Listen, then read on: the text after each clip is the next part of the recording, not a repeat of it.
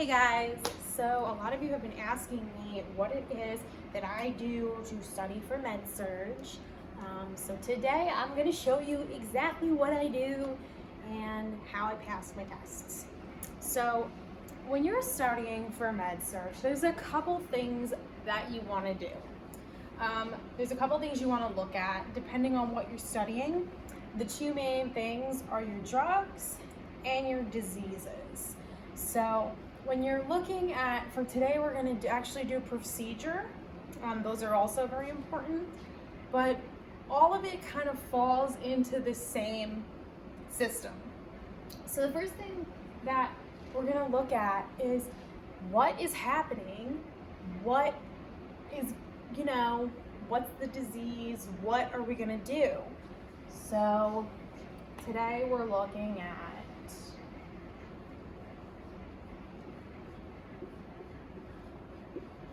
ET tubes. ET tubes are a fancy name for endotracheal tubes. So an endotracheal tube is cool because it can go in through the nose,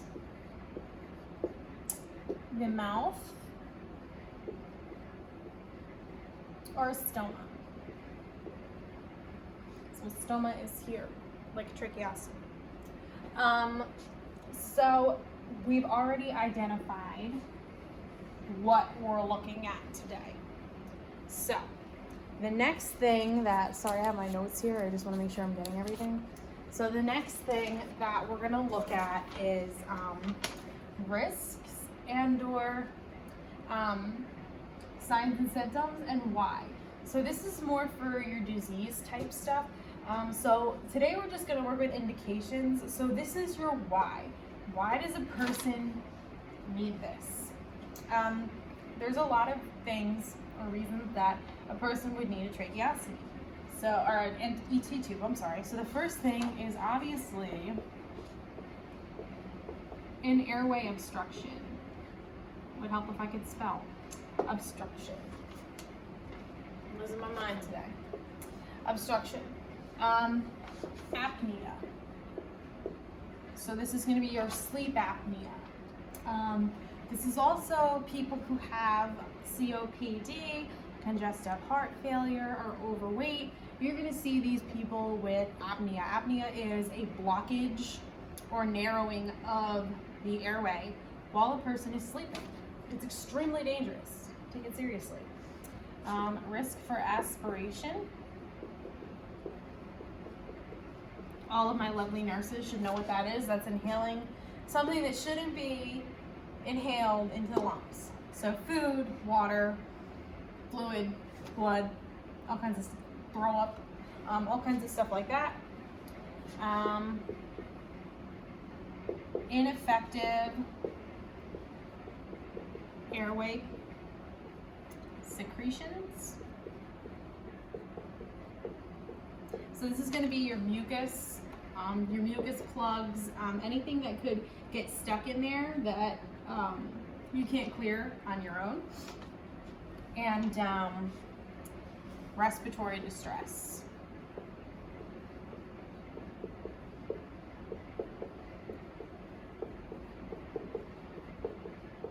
So a lot of things fall under this category, so make sure if you don't know what any of these things are that you look them up, okay? This is not a course where you can be like, oh, okay, airway obstruction, apnea, aspiration, but not know what these things are, because the test may go further into that. So if you don't know what something is, look it up, familiarize yourself with it, because I promise you, you're gonna see it again. So complications or contraindications. So a complication is something bad that happens because of what you're doing, or is an unexpected side effect, or a contraindication is something that you shouldn't do. So we're not looking at complications here, we're looking at contraindications, reasons why you wouldn't give a person an ET tube. So there's one serious reason why you wouldn't give someone a nasal ET tube, and that is because of a facial or skull fracture. All right. Facial fracture, you might not be able to get it in there. It could cause more damage. And a skull fracture, you know, especially if it's down by the spine, you don't really want to be moving the person's head around a lot, and they're gonna jolt when you give an ET tube. It's uncomfortable. We're gonna try to keep that head and neck stabilized if we're thinking that they have some sort of skull or lower or upper vertebrae fracture. Okay, so the nursing care and teaching, that is the most important thing about this course, is the nursing care and teaching. So we want to know what you're going to do. So the first thing as a nurse that you're going to do with an ET tube is you're going to get consent. This is only in non-emergent cases. If it's an emergency and the person is dying, you're going to need to do what you need to do. You're going to explain to the person what's going on, and that they're probably not going to be able to talk. You're going to have your bedside ready in case of an emergency. So you're going to have IV access ready. You need to push something, you're going to have your ambu bag. And lastly, you're going to have suctioning. Okay. So you also want to maintain the placement and the patency. So this is, you don't want a blockage in the tube, otherwise it's not going to work. And you're going to constantly want to assess this patient. Make sure that there is no other complications going on. You need to identify the need for oral and skin care. Remember, you're putting something in someone's mouth or around their oral cavity. So you want to make sure that the mouth is clean and clear. So this brings us back to risks here. So the risks you have when you have an ET tube are, you could have salivation.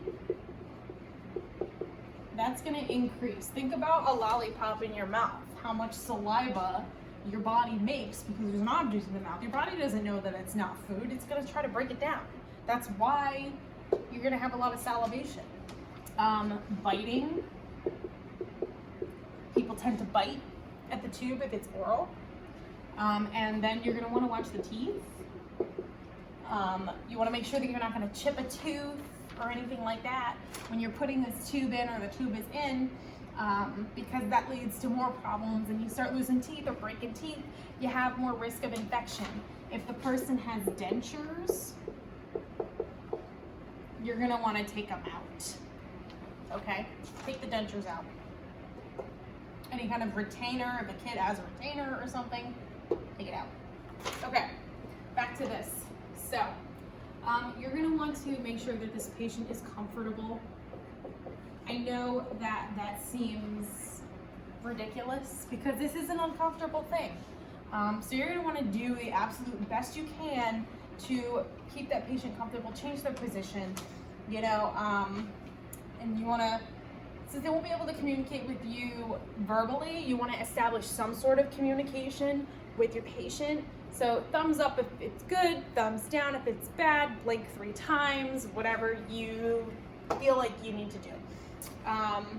Then the one part that is so important that you are never going to do as a nurse is you are only going to suction when needed. You don't want to over suction this person. And you don't want to over suction anybody in general just because it can lead to a lot of complications. So if you don't know what I'm referring to, look it up, but that's how you learn. So that's pretty much that. Again, the other thing you're going to want to do is you're going to want to teach the patient. you know, anything that they can do to help make this process easier. If they're in pain, you want to teach them, hey, you gotta let us know. If something's bothering them, you know, you gotta form that communication and comfort.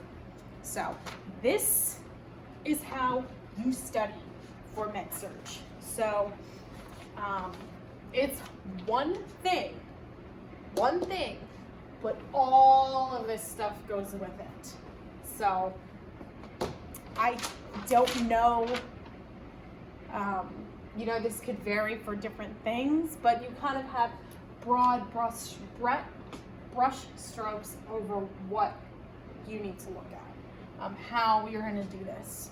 So if you have any questions, if you know me, ask me. If you don't, make me a comment or something and I'll try to answer you. All right, guys, have a good night and best of luck to you.